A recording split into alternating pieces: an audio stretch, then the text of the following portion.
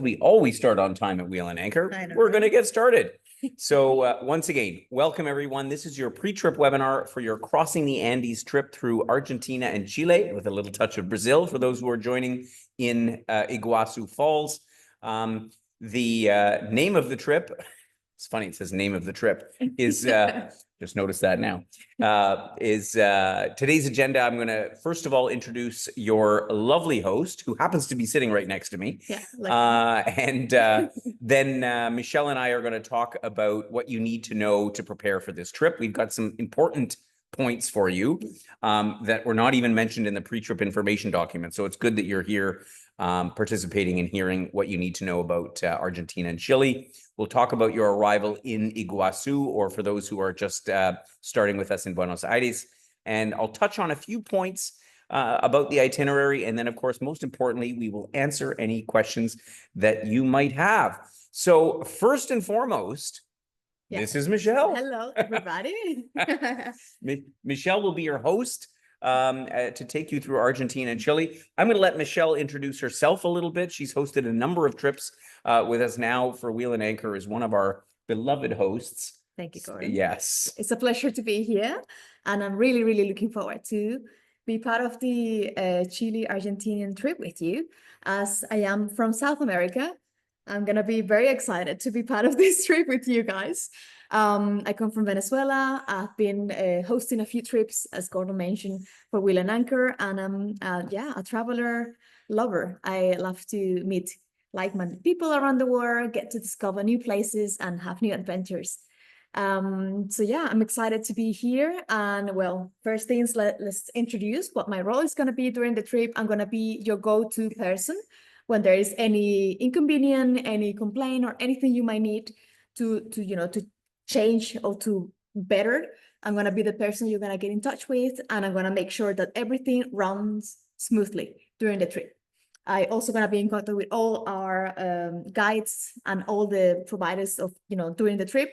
So I'm going to be there to arrange and make everything nice and comfortable for you. Exactly. That is the role of the host. Michelle plays it perfectly.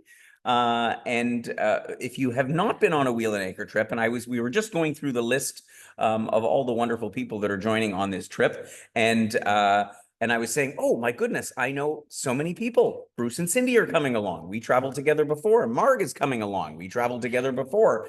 And Donna and Jeremy are coming along. So I'm kind of a little bit envious that I'm not going to be coming along, but you've got Michelle, and she is very good at what she does. One thing you need to know about hosts, again, if you have not traveled with us before, which many of you have, our host is not the local guide. So if you ask Michelle a question about how tall is the obelisk in Buenos Aires, she is not going to be able to give you the answer. Maybe she will. Maybe. She's very industrious. But that role is left to the wonderful guides that we have for you in Buenos Aires and Mendoza and Santiago and so on. Similarly, if you have an issue with your travel arrangements, be it with the booking with us or the air arrangements, if you made them through us, you need to go back to the person that you booked with, which is in all likelihood Paula, or if it was the airfare. So that's important because Michelle her role is not that of a travel agent. Of course, she's going to try to help you out, and we're here to make sure that your needs are looked after. But we just want to clarify what Michelle's role is. And yes, as you can see, because this is unusual, she is sitting with me here. We are in Thailand at the moment. And there's a long story about that behind that. But I'll let her tell you that when you're all together in Buenos Aires. She can tell you all about that. We just want to get to the important parts for the sake of your time today. So let's get into the pre-trip preparation. And first of all, I will talk a little bit about your passport, your documentation. The nice thing now is that you don't need anything. There's no visa requirement for Brazil anymore. They dropped that some years ago. There's no reciprocal fees payable to Argentina. That's all been dropped. Literally, you have your passport in hand, and that is your ticket into all of these countries. So it makes it a lot easier than in the past. In fact, the last time I was in Argentina, we had to pay the reciprocal fee. Yeah. So they have managed to drop that. So that's good news. Make sure that you know where your passport is and that it is still valid for at least 6 months after your return date. The usual spiel. I recommend making a copy of it either a hard copy or just take a picture on your phone, just so that you have a copy. You definitely want to be, when you're not traveling from place to place, you want to be leaving it in the safe. And Michelle will remind you, because on one of our previous trips, we were just talking about as well, you're going to be going across the Rio de la Plata to Colonia, to Uruguay. You need your passport for that. You are traveling to a different country. And on our last trip, the host actually forgot it in the safe in the hotel, but he managed to run back and get it in time. We don't want that to happen. So you do need to take your passport for that itinerary. And similarly, but Michelle will remind you as well, when you're in Iguazu, you need your passport to cross between Brazil and Argentina, because the falls, of course, sits on the border between the two countries. Some of you are flying into Brazil and will have to cross over into Argentina to stay at the hotel, and then you'll be taking a day trip back to Brazil. So there's a lot of border crossing on this trip. Apart from that, any other documents that are important, I always suggest take copies of your Gmail password or your email passwords, your prescriptions, anything like that. If it isn't already saved in your phone somewhere, take a copy with you. Believe me, if anything ever happens to it, it's so great when you have an extra copy. Yeah. Perfect. Let's get into the packing, what you need to bring. I'm going to defer to Michelle on this one. Well, I think most of the wheel and anchor trips are very practical. So you will try to pack in layers. So try to, bring things that combine with each other, so you can, mix and, make different outfits for daily. But the temperature it's gonna be autumn by the time we get there.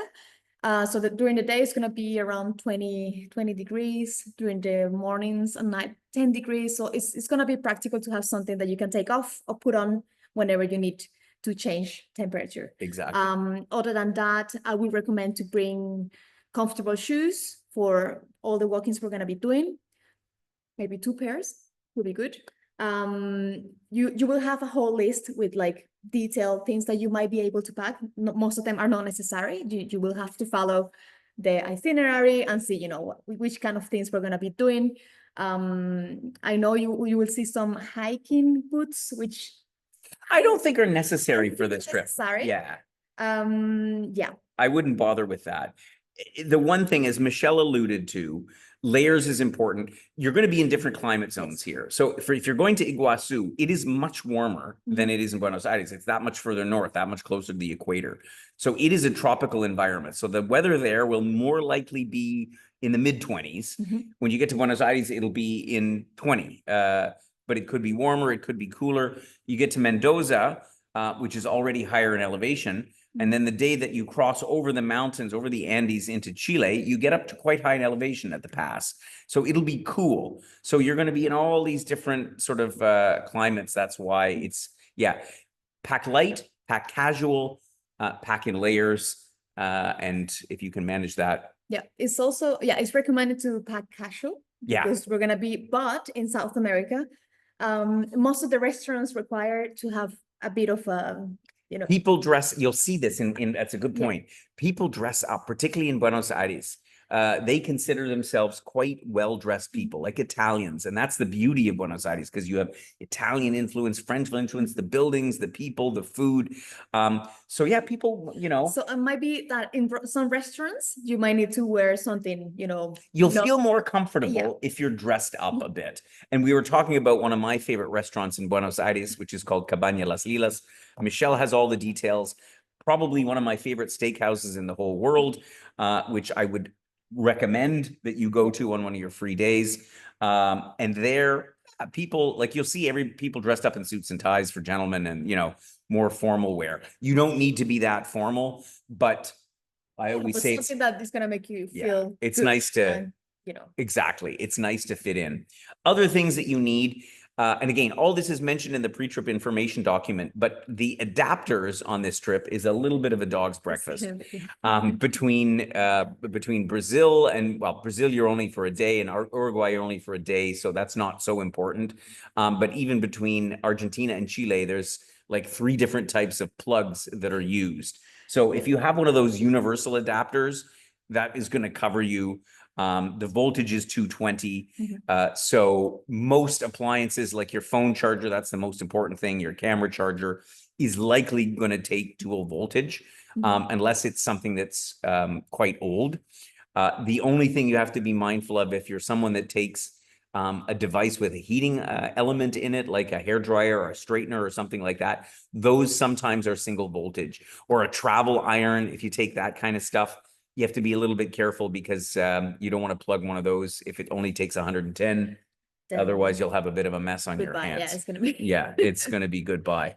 Yeah, so that's about it. And you know what? A lightweight umbrella is always a good idea. You may get some rain. Again, Iguazu being in a tropical environment, you tend to get rain on and off. Yeah. So that's always handy to bring. Ziploc bags. Again, if you're going to That Iguazu, could be good too. keep that in mind because you will get wet when you walk along some of these walkways. There's quite a lot of spray. It's a very impressive waterfall, but you're going to get wet. They'll sell you the ponchos and stuff there, but I think a proper rain suit. Yeah. Keeping in mind though that you don't want anything heavy because it's otherwise you're going to be sweating. You're going to be soaking. Yeah. It's warm and it's wet. Yeah, misty. and also a bag to keep things. Yeah. Yeah, a Like- day pack, or exactly. Like Ziploc bag is also pretty. Or yeah, and a Ziploc bag to keep things dry at places like Iguazu is a good idea. Good. Let's move on to the topic of money. So this is perhaps one of the most important things, and this was not written, I noticed, in your pre-trip information. No, it was mentioned in the pre-trip information document about Argentina. So for Brazil, not an issue. Credit cards, you can get some cash. You're only there for a day. You probably won't even need any cash.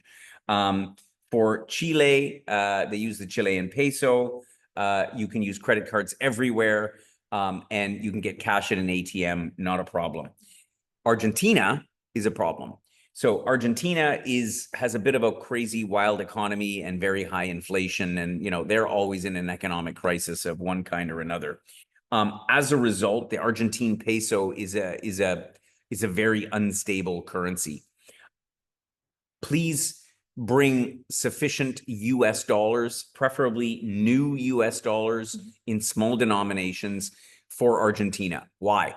The official exchange rate between the Argentinian peso and the US dollar or any other Western currency is very different than the actual the black market rate, or they actually call it a blue market.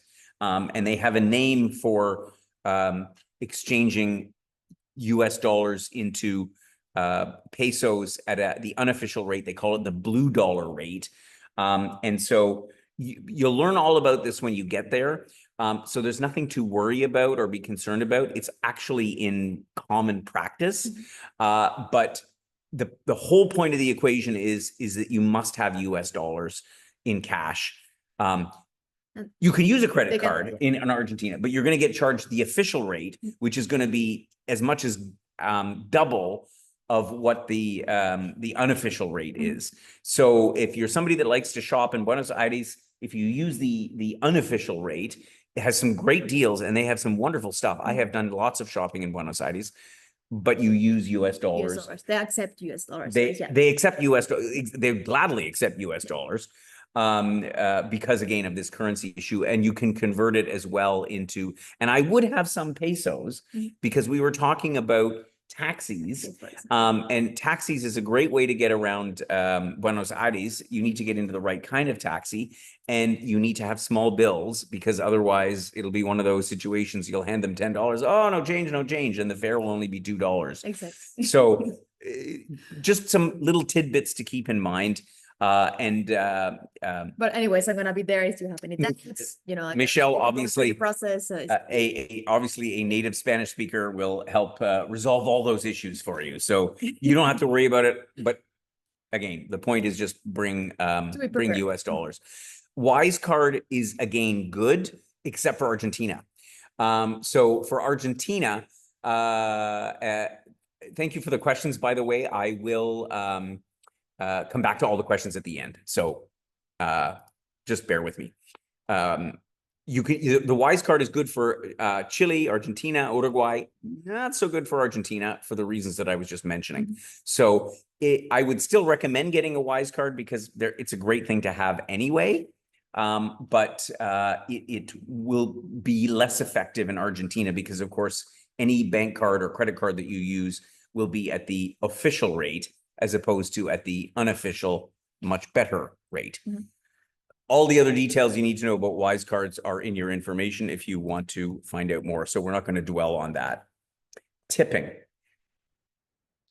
Well, the gratuities, I'm going to be in charge of that when it comes to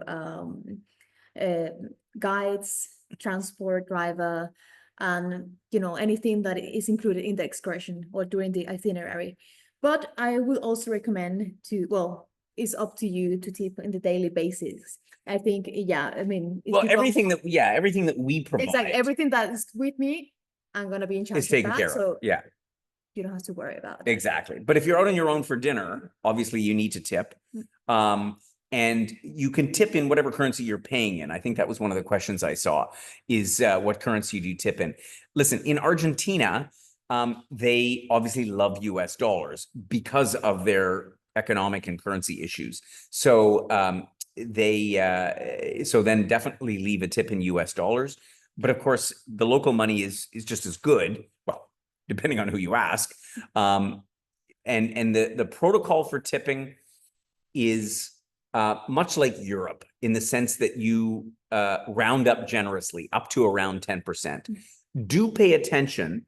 In some of the finer restaurants, the service charge will be added onto the bill, in which case there's no need to tip. So that's something to be mindful of. If you go to Cabaña Las Lidas, for example, they will add the tip on for you. So they'll, of course, be crafty and put another line for a tip, but you don't need to tip on top of that. So keep that in mind. The other thing we don't tip for is housekeepers. If you want to tip your housekeeper, that's entirely up to you, and your airport transfer drivers, because of course Michelle is not there to take care of that tip. If they do a great job, if they're lovely people, then by all means, slip them a couple of dollars or the equivalent in local currency. So this is why, again, it's handy to have some local currency. And yeah, you never know. There's just people you might want to sort of donate some money to along the way, because in Argentina, yeah, they have tough times as always, it seems, as always. We'll talk about mobile communications. I'll start talking about phones. Michelle will explain to you about Telegram. Please do bring your phone.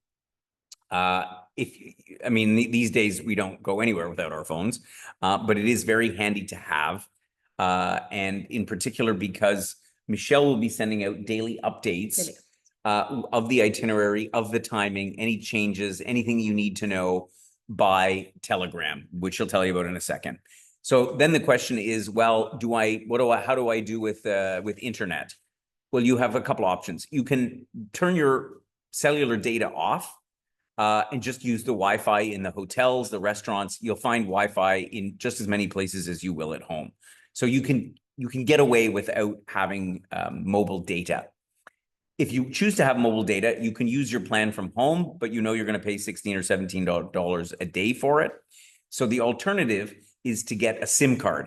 And if you have a phone that was built, well, even now, they use the physical SIM cards that you see here. And you can buy them locally in Argentina, in lots of different places. And again, Michelle can assist with that. If you're arriving into Brazil, don't buy it in Brazil, okay? Yeah, because you won't be able to use it in Argentina. Yeah. So you definitely want to get it in Argentina. But I will say that if you buy it in Argentina, you're not going to be able to use it in Chile. That's the only drawback with a trip like this, is that the SIM card is not valid from one country to another. If you have a newer phone, you can get an eSIM. So the newest Android phones and iPhones take eSIMs. Some of them take only eSIMs, in which case you can pre-purchase an eSIM card online. There are hundreds of providers. People ask us all the time, what do you recommend? We don't have any one that we would stand behind because, quite honestly, we haven't tested them all. A lot of our members and hosts use Airolo. Do you use? Airolo. Yeah, use Airolo. And it seems to work pretty good. So if we were to suggest one, but we are not recommending it, it would be Airolo. And then you can get a package that covers both.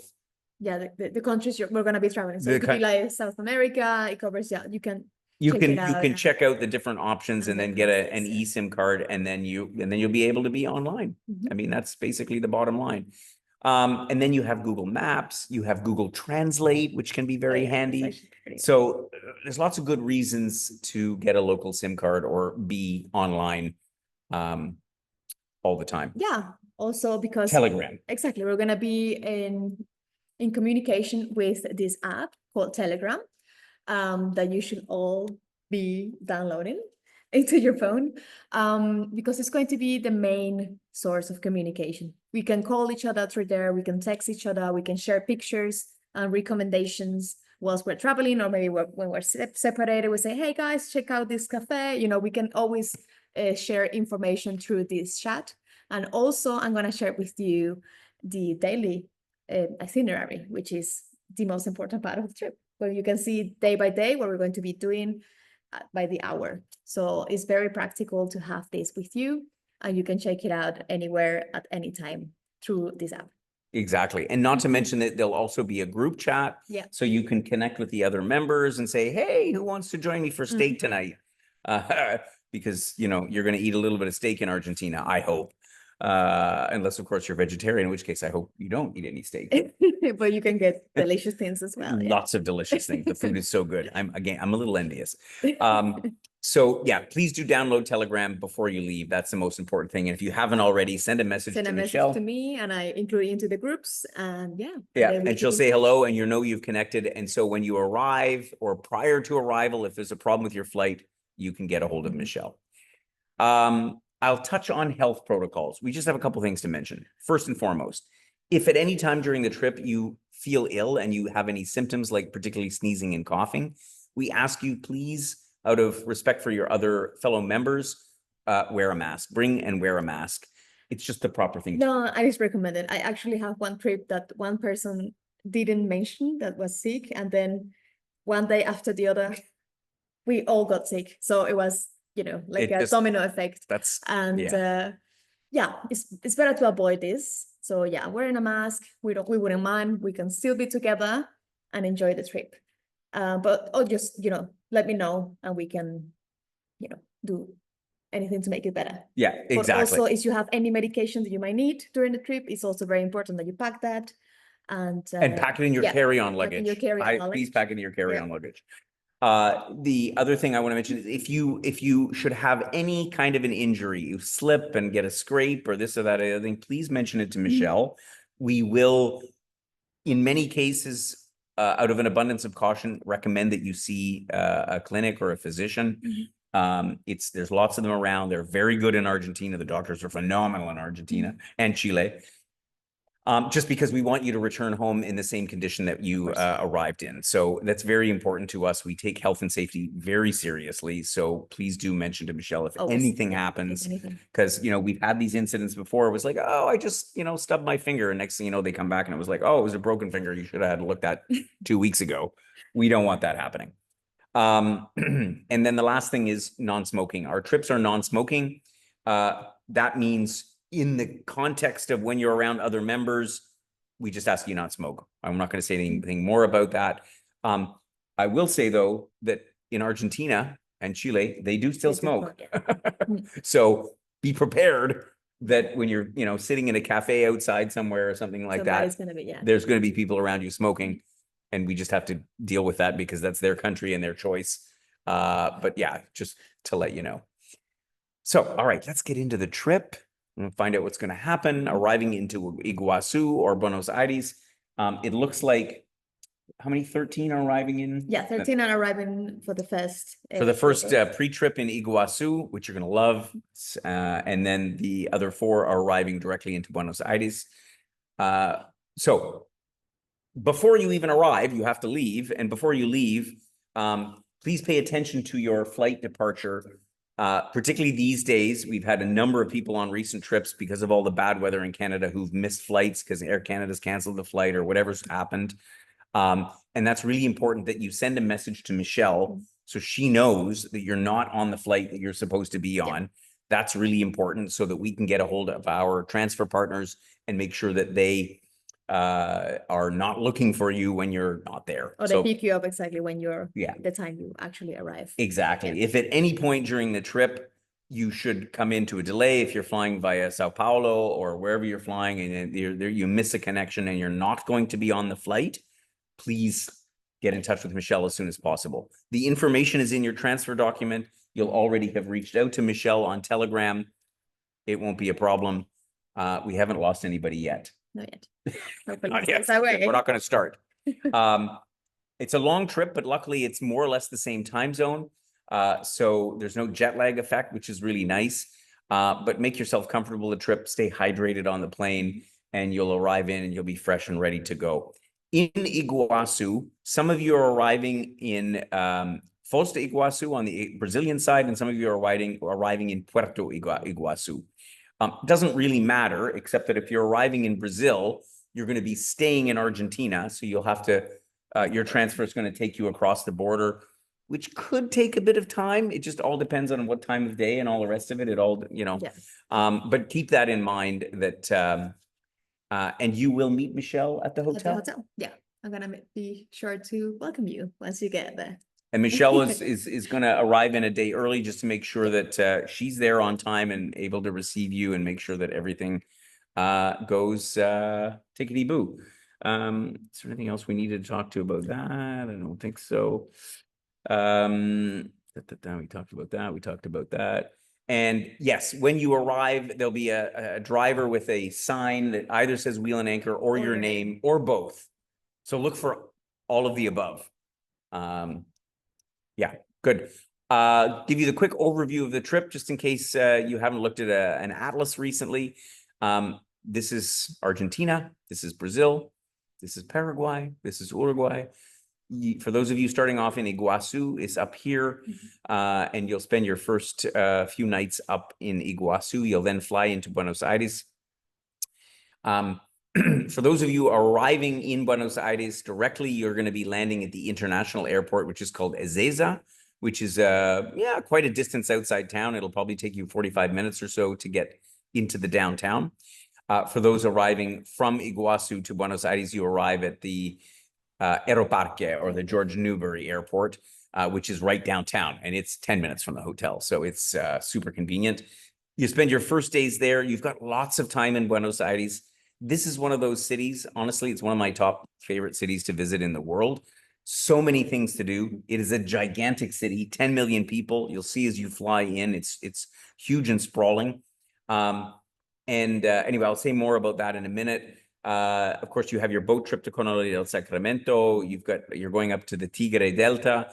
Then you fly from the domestic airport over to Mendoza, spend your time there in the shadow of the Andes Mountains. You will do this magnificent trip across the mountains before going to Santiago, the capital, obviously, of Chile, with a day trip up to Valparaiso and Viña del Mar, a lovely little excursion. So that's the geographic overview.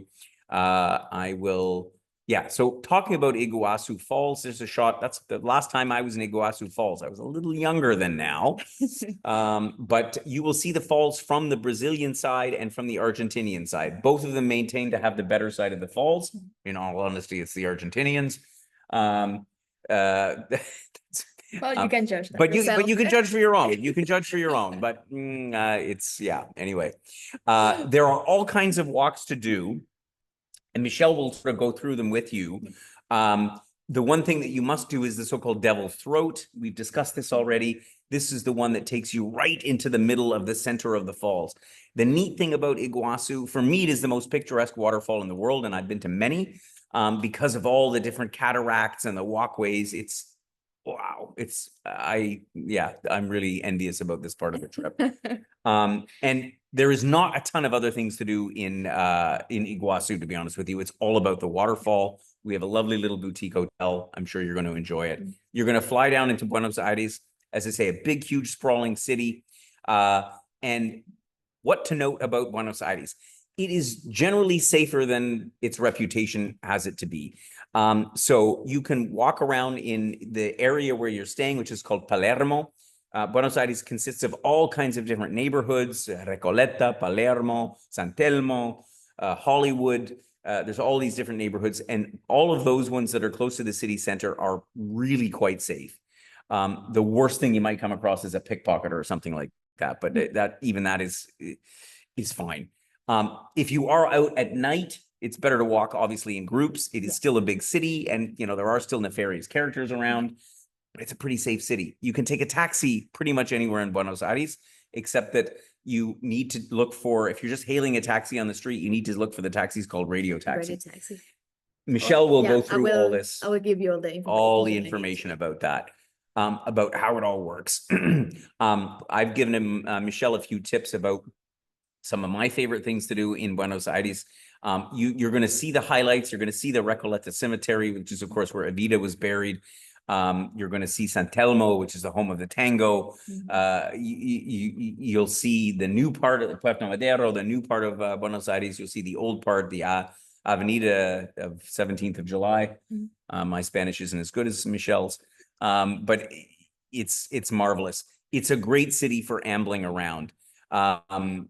So you can certainly take it upon yourselves during your free time to go further afield, but honestly, all the main stuff to see, maybe you want to take in a theater piece at Teatro Colón, for example, which is something we don't include in the program, but if you are somebody that enjoys the theater, you might want to take it upon yourself and look up what's playing at that time of the year. There are cabarets, there are tango shows, all kinds of stuff going on.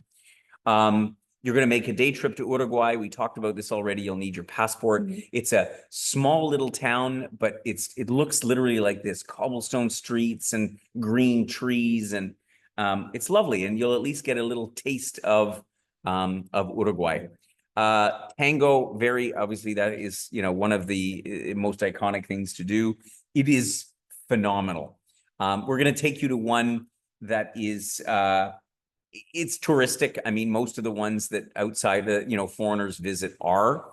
But one thing that you could do in your free time is to go back to that part of Buenos Aires. San Telmo is the area, and wander around, and, you might hear them practicing inside down an alley or something like that. And that's when you get to see some of the real authentic gritty, and it's fantastic. So that's a highlight as well. Mendoza, beautiful city. As you can see, it's tree lined here. They've got these water channels that run down some of the streets. Obviously, it's home of wine. So you're going to do a lot of wine tasting. You'll do it throughout Argentina. And if you weren't already a fan of Argentinian wines, you will become even more so, because just like in France, they keep all the good stuff for themselves and they sell us whatever's left over. So you're going to taste wines in Argentina. I tell you.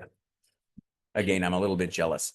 The countryside outside of Mendoza looks a little bit like this. It's actually a little more arid than this, but you have the beautiful Andes Mountains. You're going to go up. It's a long day. The trip from Mendoza to Santiago is going to be anywhere from 8 to 9 hours, all depending on how long you need to cross the border, which is high up in the mountains. If the day is as clear as here, you will get to see Aconcagua, the highest mountain in the Andes. But just prepare yourself for a long day. And if you suffer from motion sickness, the road, particularly on the Chilean side, on the Argentinian side, it's very long stretches that sort of straight lines that go back and forth. But on the Chilean side, it's S-bends, it's hairpin turns all the way down. So keep that in mind. Santiago, similarly, is in the downtown parts, is quite safe. Maybe a little less safe than Buenos Aires from my own experience, but it's still pretty good. Lots of things to see and explore. You'll get up to Valparaiso, which is this beautiful, colorful town that's known for its funiculars, which are all UNESCO protected. You'll, I think, get to a ride on at least one of them during your stay there. And you will love Valparaiso and the seaside town of Viña del Mar. And that's all I'm going to say. We've been going for 34 minutes, so we're right on schedule. Now is the time to ask any other questions that you have, and I'm going to address the ones that have come in. You can type them in the Q&A box. You can type them in the chat box. So let me address these. So Bruce and Cindy ask about a jacket and tie for men is preferred in nice restaurants in Argentina. The restaurants that we're staying that we're eating in are nice, but I wouldn't say that you would need a jacket and tie. Some of the other restaurants, some of the ones that I've recommended to Michelle, I don't think you need it. I mean, not that you need it, but if you wanna feel Yeah, like, yeah. but Argentinians, when they go out for a nice dinner, dress up. Mhm. So if you want to feel like, but I'm not suggesting that you must bring a jacket and tie. But if you got room in the suitcase, exactly. it can't hurt to If have not, something a little you can nicer. always get something there. Yeah, Which exactly. is also another option. Yeah. Susan asked about, I've read that many merchants will request your passport for ID to be able to use a credit card. Good point. And that is actually a very good question. That has been my experience in the past. And that may still be the case now. However, if you have a copy of your passport, or if you have it on your phone, that will suffice. They unfortunately have credit card fraud down there, more domestically, not dealing with foreigners. So, and because again of all these economic and banking and so on issues, they may want to double check. Again, another reason, put a copy of your passport on your phone, and then you can show it to them. Yes, this is me, and they can, take down your passport number. So that's a good question, Susan. Thank you for answering it. Susan also asked if there's an opportunity to do the boat trip at Iguazu. There, Was not sure. time-wise, I mean, I can double check with the guy. yeah, we can double check that one for you. If you are interested to do that, there may be time. It may mean that you have to, forego one of the walking tours. No, lunch and return to your hotel. No, that's a full day. Keep going down. No, it's departure. Let's back up. Maybe a little tight for a boat trip. But theoretically, the day you arrive, if you get in early enough in the morning, that would be probably the best time to do a boat trip at Iguazu. Otherwise, you may have to forego one of the other experiences. Yeah, but I make sure to check with the guide and give you the information you might need for it. Exactly. So Michelle will be equipped to know the answer to that question, so that when you show up, and it's the type of thing you can book it on site to the extent that it's possible to do. So thanks for asking that. Will there be any winery visits in Chile? Absolutely. None mentioned in the detailed itinerary. No. You're definitely going to wineries in Chile. You're going to Mendoza, we go. no, in Mendoza, but in Chile. In Chile, we also do. I think there is a wine tour in Maipú. Chile, keep going back. His arrival. Other way. No, but this is Argentina, by the way. In Maipú, no, that's in. Yeah, so Chile arrival. We sorry. Highlights. Yeah, Viña del Mar. So I think. Good question. So thank you, Bruce and Cindy, for asking the question. It may not be that you have a winery. The best wineries in Chile are in the Maipo Valley, which is to the north of Santiago, or in the Colchagua Valley, which is about 3 hours south. There are vineyards around Santiago de Chile. In particular, I remember visiting Concha y Toro, is just almost actually within the downtown limits. But I think there is but I think there's free time there. Yeah, that is one day off. Yeah. So if you are interested in visiting a vineyard, Concha y Toro, which is a big one, but actually my recollection, it was quite a good tour there, then you could definitely hop in a cab and go over and do that. So thanks for raising the questions. But yeah, it looks like we did not include a vineyard in because we figured you will have drank enough Argentinian wine that you won't want any in Chile. I'm just kidding. But do look that up. Michelle, you'll find out as well what options there are for wine tours, so that she'll be well equipped. If you decide on the spot that you'd like to sample some Chilean wine, we'll make that happen for you as well. Good. Any other questions? Going once, going twice. Let's see. What about shipping wine back to Canada? Sorry, Peter, that is not going to be an option. And that is not because of anything to do with Argentina or Chile, but because of the LCBO. So you, generally speaking, can't ship wine back to Canada unless you facilitate it with the LCBO. So, or the SAQ if you're in Quebec, or in BC Liquor Board, or the various liquor. That's the problem. with that. So if you are interested in bringing wine back, personally, I stuff as many in my suitcase as I can, but that may not be enough. And so what I suggest that you do is consult with your local liquor control board, whichever province that you're in, and ask them if there is a protocol or what you can do to bring wine back. Because the shipping back, you can't just order it and have it shipped back because of the laws in Canada. It's the bottom line. Sorry about that. I wish it were different. Okay, good. I think we've answered everybody's questions. If you do think of another question, which typically happens about 5 minutes after the webinar is over, then please drop us a note. The person you can contact is Melody. She's actually a new member of our team, but she's super, super helpful, and she is there to be extra customer support, if you will. So you can reach her, Melody at wheelandanchor.ca, or just give a call to her extension. And if she doesn't have the answer, she will definitely find it out from one of the other members of our team. We want to make sure that you have all your questions answered and are ready to join us. So that's it. It looks like we've covered everything in 40 minutes flat. Thank you for joining us. Well, yes. Thank you, everybody. And I can't wait. You're going to have a marvelous time with Michelle. She's a fabulous host. You're going to have a marvelous time in Argentina, Chile, Brazil, Uruguay, all the places that you're going. And I wish I was there with you, but I will hopefully see you this summer at our summer social events. We'll be launching those in a couple of weeks' time. And so I'll come around all over Canada and see you all and hear about your amazing trip in Argentina and Chile. Take care. Yeah, thanks for joining. Take care, everybody, and have yourselves a great rest of the day.